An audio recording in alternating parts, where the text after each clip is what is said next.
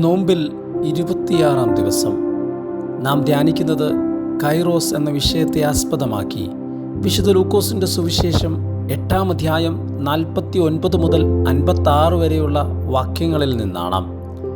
ഘടികാരത്തിൻ്റെ സൂചികൾ ചലിക്കുന്നതും നാൾവഴികൾ നീങ്ങുന്നതും മനുഷ്യൻ ക്രമപ്പെടുത്തിയ സമയബന്ധിതമായ ലോകത്താണ്. ജനിമൃതികളും കൊടുക്കൽ വാങ്ങലുകളും സുഖസംഘർഷങ്ങളും എല്ലാം ക്ലിപ്തപ്പെടുത്തുന്നത് കാലത്തിലാണ്. ഇതാണ് ക്രോണോസ്, മനുഷ്യൻ്റെ സമയം. അവൻ മരണത്തിൽ നിന്ന് ജീവനിലേക്ക് കൈപിടിച്ചുയർത്തിയ 3 പേരും ഉറ്റവർക്ക് പകരം വെക്കാനില്ലാത്ത ഒരേ ഒരാൾ ആയിരുന്നു. നയീനിലെ വിധവയുടെ മകനും യായിറോസിൻ്റെ മകളും ഒരേ ഒരു സഹോദരൻ ലാസറും. കർത്താവിൻ്റെ മനസ്സലിവിന് അങ്ങനെയും ചില കാരണങ്ങൾ ഉണ്ടാകാം. ഒരേ ഒരു മകൾക്ക് വേണ്ടി അത് യായിറോസിൻ്റെ അവസാന പ്രതീക്ഷയായിരുന്നു. വീട്ടിലേക്ക് വരണമെന്ന് അയാൾ ആവശ്യപ്പെട്ട ഉടനെ തന്നെ യേശു പുറപ്പെടുന്നു. എന്നാൽ ആ തിരക്കിനിടയിലും രക്തസ്രാവക്കാരി സ്ത്രീക്ക് കൂടി വീതിച്ചു നൽകാൻ അവന് സമയം ഉണ്ട്.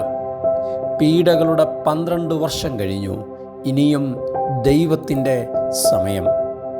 പകലുള്ള കാലത്തോളം അയച്ചവൻ്റെ വേലയെ തികയ്ക്കാൻ ഓടുന്നവന് പരീക്ഷണരെല്ലാം പ്രിയപ്പെട്ടവരായിരുന്നു. പള്ളിപ്രമാണിയോട് ഒരാൾ വന്ന് പറയുന്നത് നിന്റെ മകൾ മരിച്ചുപോയി എന്നാണ്. അതായത് സമയം കഴിഞ്ഞുപോയി, സമയം ഇനിയും കഴിഞ്ഞിട്ടില്ല എന്ന് കർത്താവും. ഇതാണ് കൈറോസ്. ദൈവത്തിൻ്റെ സമയം കഴിഞ്ഞുപോയെന്ന് കരുതുന്ന എത്രയെത്ര സമയം അവൻ നമുക്ക് കൈറോസാക്കി മാറ്റി. നൈജീരിയയിൽ ദീർഘകാലം അധ്യാപകരായിരുന്ന പിയോ മാത്യു അങ്കിളിനും ആൻറ്റിയും വിശ്രമജീവിതം നയിക്കുവാൻ തിരുവല്ലയിൽ മടങ്ങിയെത്തിയതാണ്. എന്നാൽ സുഹൃത്തായ ജോണി ഡോക്ടറുടെ ക്ഷണം നിരസിക്കുവാൻ കഴിഞ്ഞില്ല. 60 വയസ്സ് പിന്നിട്ട ഞങ്ങൾക്ക് ഇനിയും എന്താണ് ഒഡീഷയിൽ ചെയ്യാനുള്ളത്? 1 വർഷത്തേക്ക് വരാമെന്ന അർദ്ധമനസ്സോടെ സമ്മതം മൂളിയെങ്കിലും അത് അവസാനിച്ചത് 15 വർഷം ഒഡീഷയിലെ ബിസാം ഘട്ടക്കിൽ ക്രിസ്ത്യൻ ഹോസ്പിറ്റലിൻ്റെ നേതൃത്വത്തിൽ നടന്ന വിദ്യാഭ്യാസ പ്രവർത്തനങ്ങൾക്ക് ചുക്കാൻ പിടിച്ചുകൊണ്ടാണ്. ദൈവത്തിൻ്റെ സമയം മനുഷ്യരുടെ കണക്കുകൂട്ടലുകൾക്കപ്പുറമാണ് എന്ന് തെളിയിച്ചതാണ് പിയോ മാത്യു അങ്കിളിൻ്റെയും ആൻറ്റിയുടെയും അധ്യാപനത്തിൻ്റെ 2ാം ഭാഗം.